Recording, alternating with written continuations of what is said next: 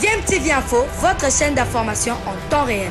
La politique, la santé, le sport, les faits de société, la musique, les rumeurs et bien plus encore. Vous découvrirez cela dans notre chaîne DMTV Info.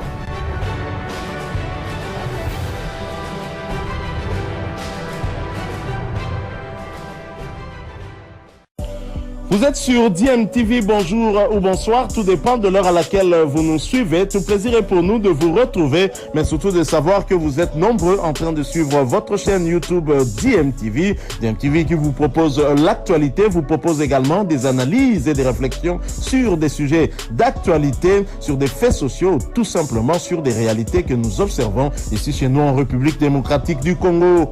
Qui pour succéder à Vili Chimanga à la présidence du Daring Club Motema Pembe? La réponse sera connue ce mercredi. Ça sera à l'issue de l'Assemblée générale extraordinaire et élective que le club vert et blanc de Kinshasa va organiser tout à l'heure à 14h. Cette assemblée élective sera précédée d'une assemblée générale ordinaire. Question d'évaluer la saison 2021-2022. Mais jusqu'à ce matin, les noms des candidats aux différents postes et les lieux de la tenue de ces assemblées générales n'ont toujours pas été dévoilés. De quoi susciter des inquiétudes quant à la transparence de ces élections. L'analyste sportif Edi Kankoukadima craint que cette façon de faire n'accentue la crise au sein de cette formation du Daring Club Motema Pembe.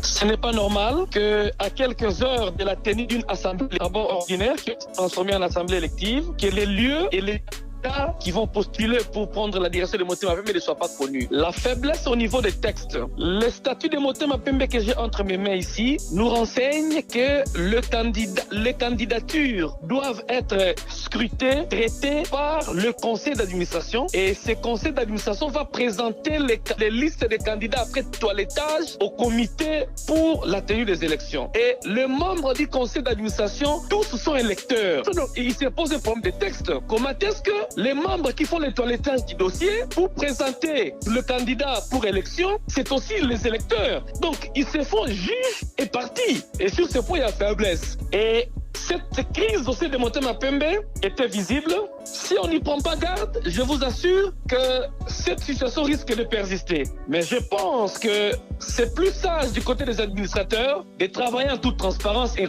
en collaboration, de mettre sur la place publique les noms des candidats, de ne pas bloquer. Si le conseil d'administration, selon les statuts actuels, a le rôle de faire le toilettage avant les élections, mais de les faire et de les soumettre à la commission et au public pour qu'on sache quand est-ce que le candidat va présenter son projet. Mais on ne sait pas qui prend des SMP, pour quelle finalité, c'est quoi le projet, ça reste flou.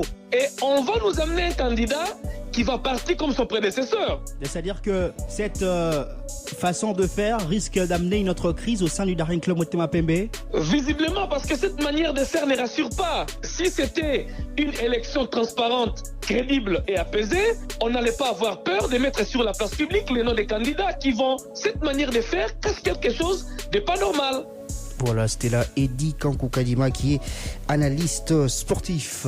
46 personnes devraient prendre part à ces deux assemblées générales selon les différentes listes qui ont circulé hier sur les réseaux sociaux. Oui, les noms des participants à ces deux assemblées générales, eux, ont été bien dévoilés, mais ceux des candidats, pas du tout. Donc voilà, on va pas spéculer sur le nom des candidats. On va attendre une liste officielle qui pourrait sortir pendant ces deux assemblées générales pour connaître justement qui pourrait succéder à Vili Chimanga à la présidence de cette équipe du Daring Club Motema Pembe.